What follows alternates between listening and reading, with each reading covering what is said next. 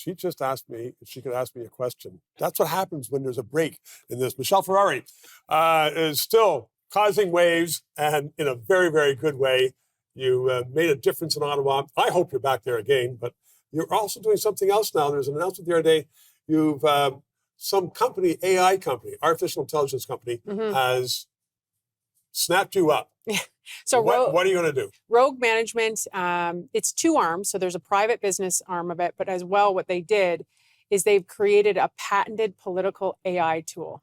It's called Artemis. That sounds scary. Well, here's what I believe. I believe that AI is out of the barn. It's the horse that's out of the barn. Right. And we now know that you can't even get the information you want to get through shadow banning, through C11, through C18, through censorship. And when you're on your algorithm and you're scrolling, you're only going to get into this echo chamber. So companies, and if you were to use this on both sides of the spectrum, so let's just talk about politics for a minute, because that's easier than the business or charity aspect of it. But I need to know, does Stephen LeDrew, is he going to vote Conservative, Liberal, or NDP? Maybe he doesn't know. Okay, he's persuadable. What matters to Stephen LeDrew? I need to know. Then I need to make sure that you are seeing all of the information. I got a message. But AI doesn't do that. AI, so far, channels a person who is going through it, and what AI senses you look and what you see and want, and they just give you more of that. You're in a silo. But I can figure out what matters to you.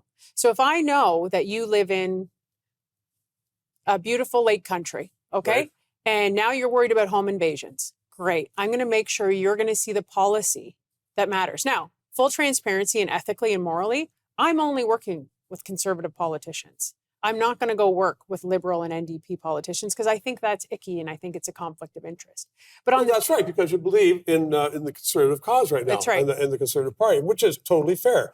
But are you not then going to be accused of manipulating? No, because I'll give you this example. So, for example, I did a video during the election about C69 and our resources and keeping them in the ground, and Mark Carney telling you one thing and doing the exact opposite. And he ran a whole campaign and tricked all of these voters, Stephen. He lied to them. He told them Trump was the biggest threat. He told, we're gonna be the strongest. Elbows up. Yes.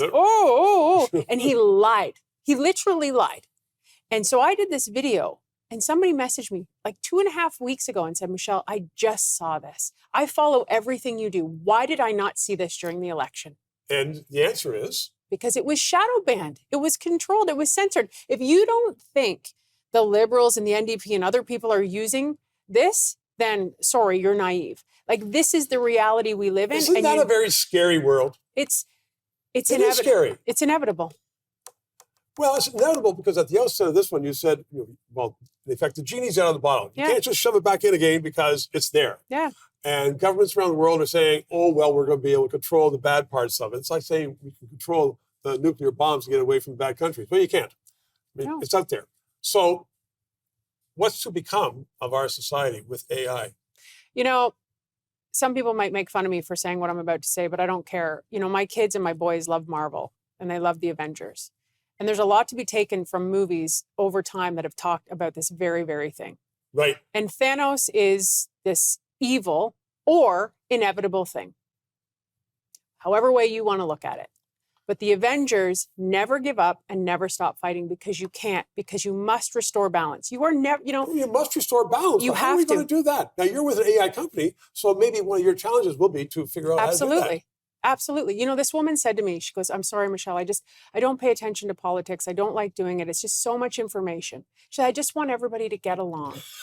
And I said, that's very nice. I said, that's very nice, but that's not real life. And life is hard and life is conflict. And you must always work between good and evil.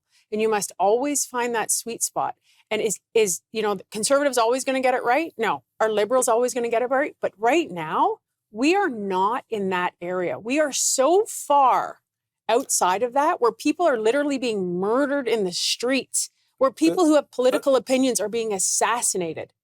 Yeah. Like, it's from the get-go, there are always bad or awkward kids in kindergarten, in school. There's always schoolyard bullies, and now we don't believe that anymore, which is why people say, well, the world is going a little bit too soft on it. Because there's no consequence to anything. there's no consequence. There's no responsibility. That's right. It's a good lesson. And come back to the show again, please. And next time, you know what, get a good night's sleep so we have some more energy. We got to keep this up. Michelle Ferreri, you are a treat, as I said the other side. Thanks very, very much. Thank you. That's all for now.